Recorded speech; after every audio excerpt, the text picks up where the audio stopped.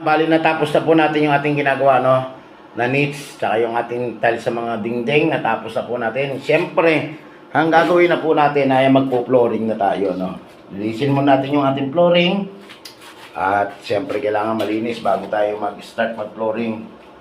Siguraduhin natin na hindi nasugatan yung ating waterproofing, ano? Ayan, kita nyo na po.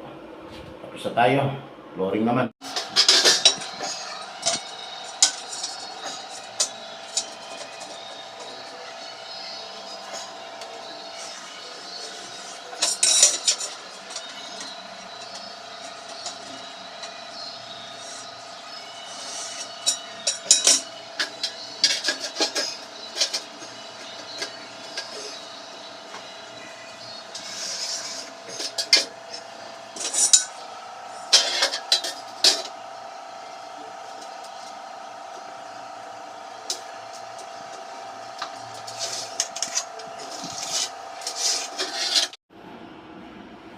Ayan, may palatandaan na po, ano.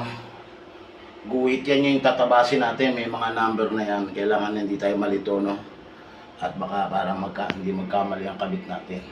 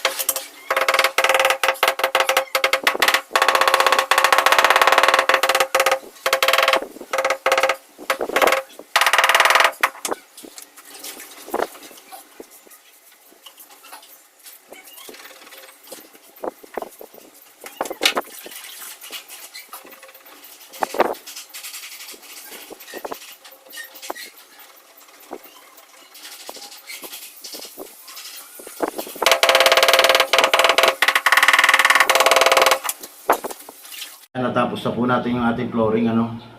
At syempre, linagyan talaga natin ng klibi na maganda para doon lang talaga ang punta niya, no.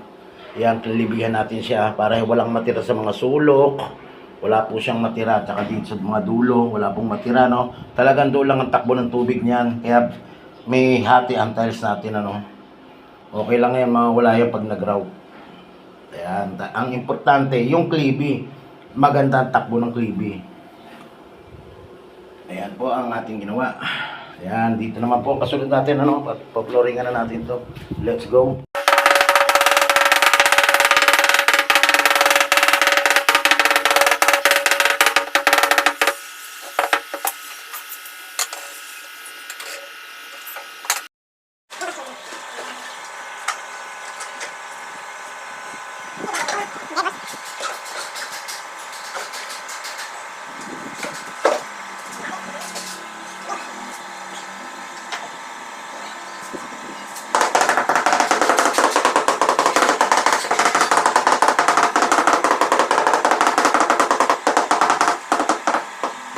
wakas, natapos na natin, ano?